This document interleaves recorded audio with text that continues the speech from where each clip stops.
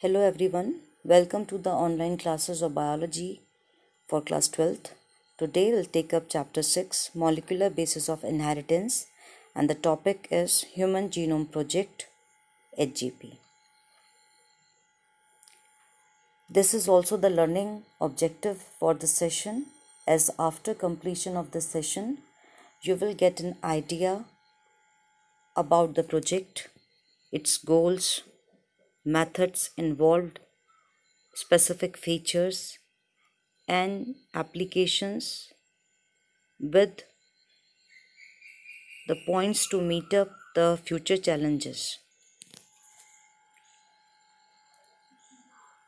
This picture is showing the Human Genome Project's basic concept that an organism is made up of cells and the cell has nucleus and each nucleus has chromosome and chromosome is made up of DNA.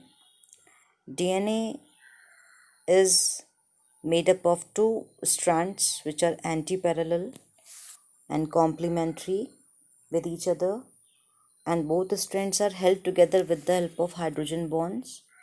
The backbone is made up of sugar and phosphate and the bases are present towards the inner side.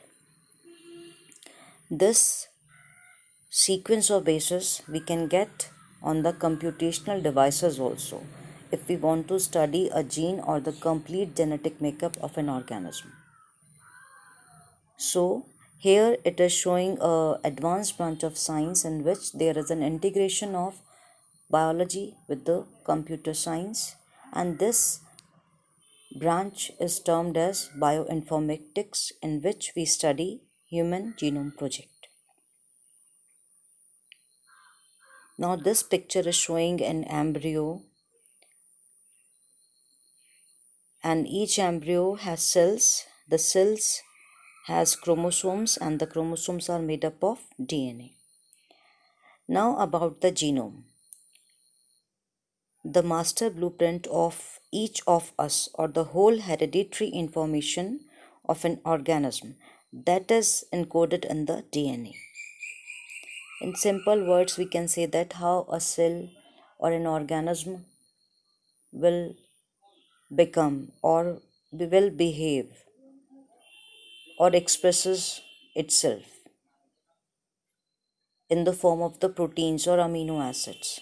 All is encoded as an information in the DNA of the cell. So DNA is the blueprint of an organism, as it has all the information how this organism will develop, how it get the structural features. Of course, there are environmental factors which affect it, but heredity also plays very important role in the development of an organism. Acquiring complete knowledge of organization, structure and function of human genome is the broad aim of Human Genome Project.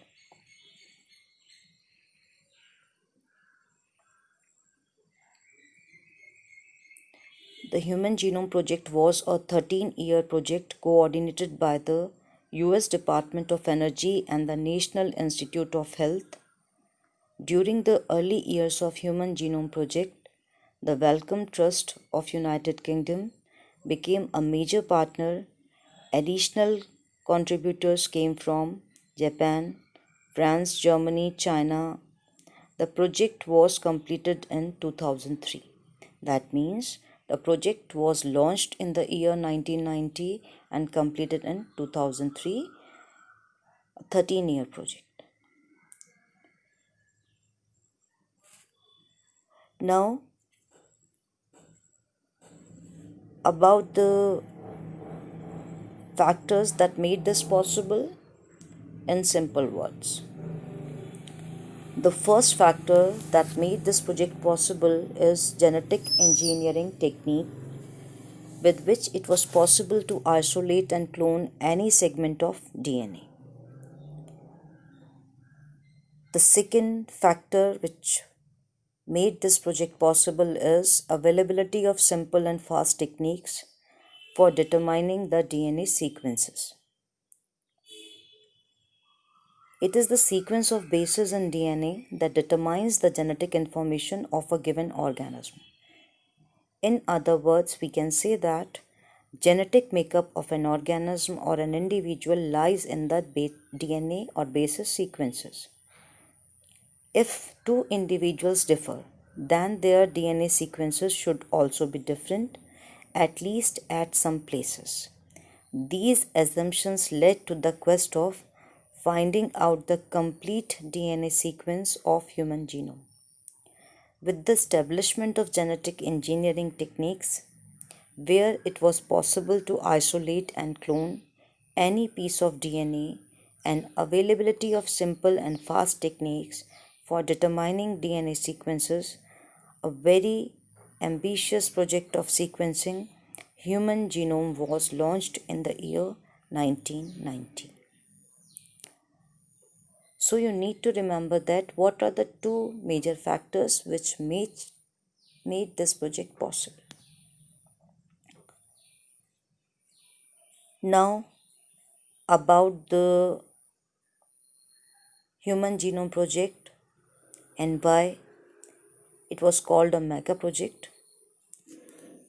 There are three basic reasons for it. The human genome has approximately 3.3 into 10 raised to the power 9 base pairs. If the cost of sequencing is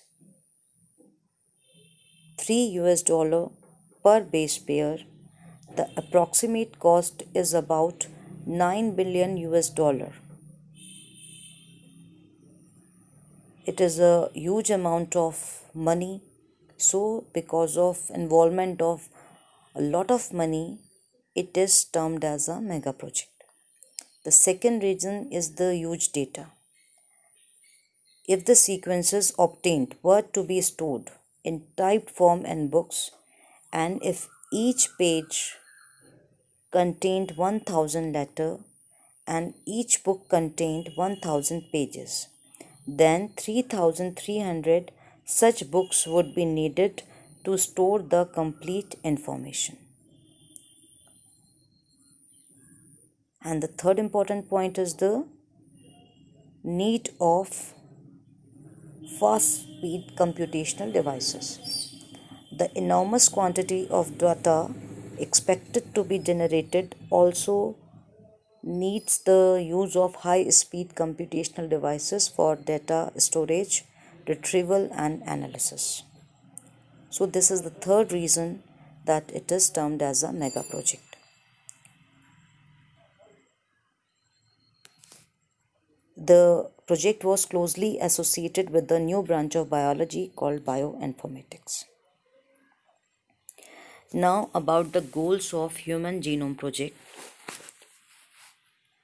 Some of the important goals of this project were as follows: identifying all the approximately 20,000 to 25,000 genes in human DNA,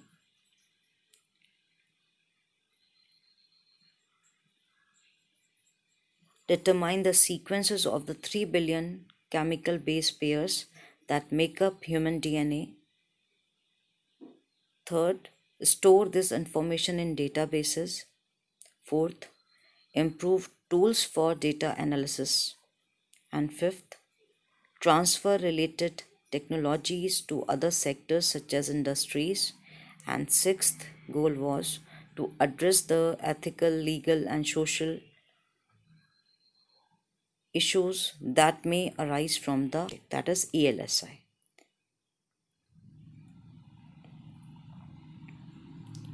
Now about the advantages or uses of the project. Before coming to the methods involved, we should discuss the advantages of the project. Why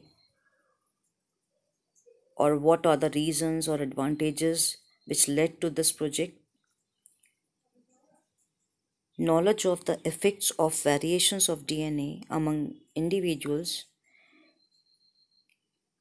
can make the way to diagnose, treat, and even prevent a number of disorders or diseases that affect human beings. So it can be the advantage for this project, and it also provides clues to the understanding of human biology, even the evolution pattern of the human. Now let's start with the methods. The methods involved two major approaches. First approach is the EST and the second is the SA.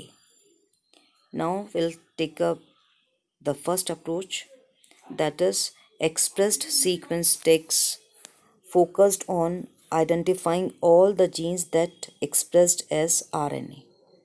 While the second approach, it was focused on simply sequencing the whole set of genome that included all the coding and non-coding sequences and later assigned functions to different regions in the sequence. That means, in simple words, we can say that EST based on the identification of only the coding sequences, while the second approach, that is sequence annotation, it included all the coding and non-coding sequences.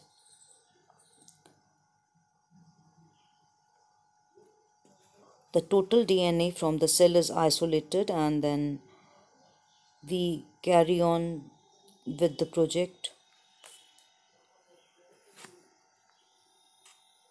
The cell is isolated and then converted into random fragments of relatively smaller sizes with the help of the restriction enzymes. And then fragments are cloned in suitable host using specialized vectors. The commonly used hosts are bacteria and yeast, and the vectors are bacterial artificial chromosome, that is BAC, and yeast artificial chromosome, that is YAC. This is a very important question for board exam, that expand BAC and YAC. BAC is bacterial artificial chromosome and YAC is yeast artificial chromosome. These are the artificial vectors which help in the cloning of DNA segments. The fragments after cloning and are then sequenced using automated DNA sequencers which work on the principle developed by Frederick Sanger.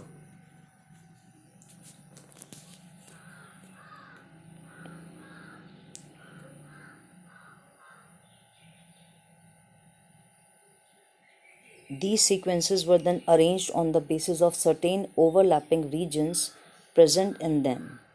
This required the generation of overlapping fragments for sequencing.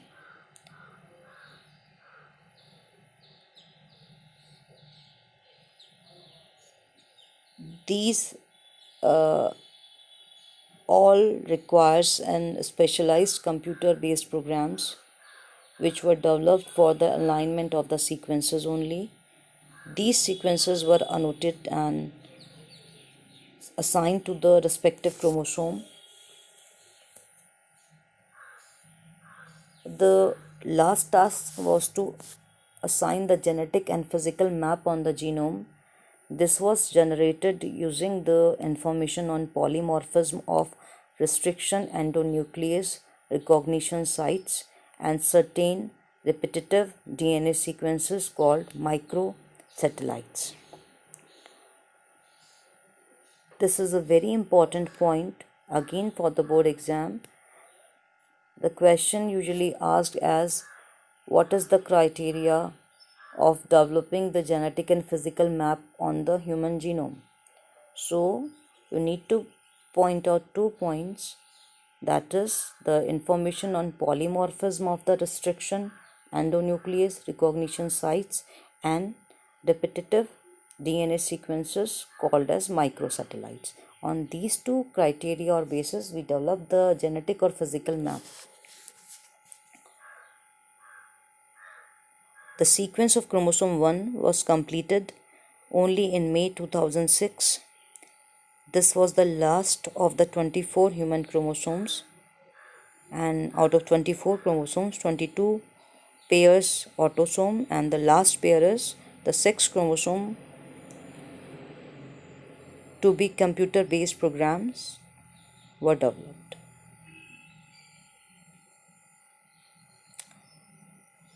Another challenging task was assigning the genetic and physical map on the genome. We have already discussed it. What are the two criteria? We have discussed this also. Now about the features of Human Genome Project. The human genome contains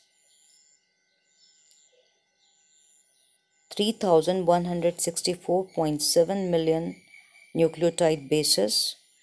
Actually, this complete topic is about remembering the facts. So you need to focus on the points and remember the data, as it will come in exams in such form only. Largest gene dystrophin, which consists of 2.4 million bases.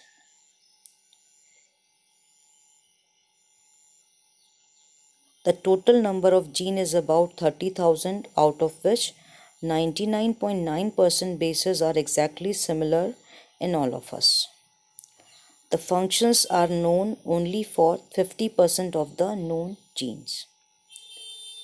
Less than 2% of the genome codes for protein. Now 98% doesn't code for anything. Only 2% of the genome codes for proteins, which is regulating our bodies. Repeated sequences make us very large portion of the human genome having no direct coding functions, but they shed light on chromosome structure, dynamics and evolution.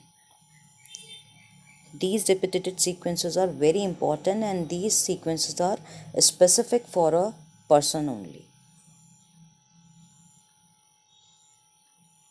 Chromosome 1 has most genes, 2968, and the Y chromosome has the fewest, 231 genes. Scientists have identified about 1.4 million locations where single base differences, that is SNPs, SNPs, single nucleotide polymorphisms, occur in human. It helps in tracing human history and study diseases associated sequences. Approximately 1 million copies of short 5 to 8 base pair repeated sequences clustered around the centromere and near the end of the chromosome. These are called junk DNA. Now the challenge is that we are not able to find out still.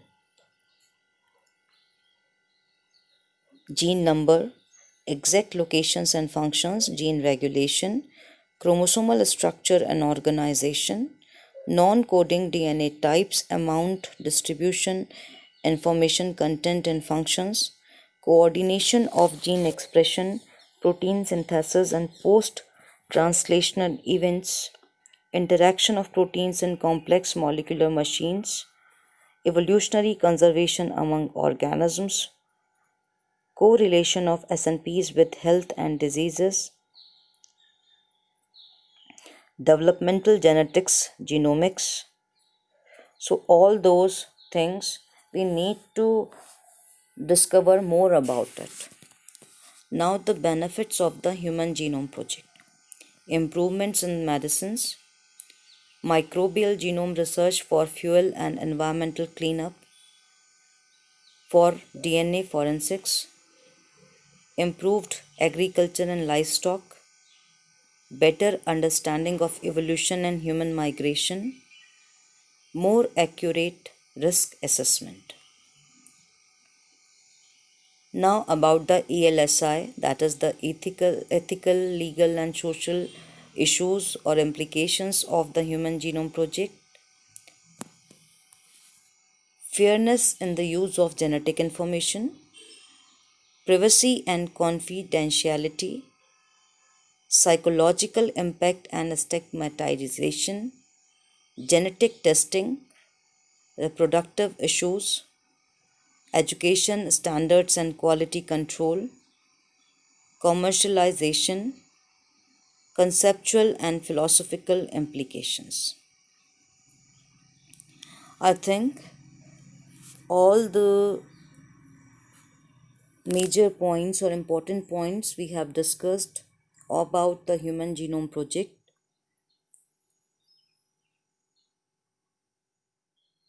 SNP is a important question for board exam.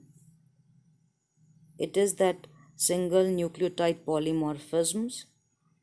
Scientists have identified about 1.4 million locations where DNA differs in single base in human beings, and these are called as the SNPs. What are the future challenges of Human Genome Project? Having the complete sequence of human genome, it will enable a radically new approach to biological research. All the genes in a genome or all the transcripts in a particular tissue or organ or tumor can be studied. And if we find out the reason, we can look for a solution. It will be possible to understand how the enormous number of genes and proteins work together in interconnected networks in the chemistry of the life. So there are some challenges to meet up.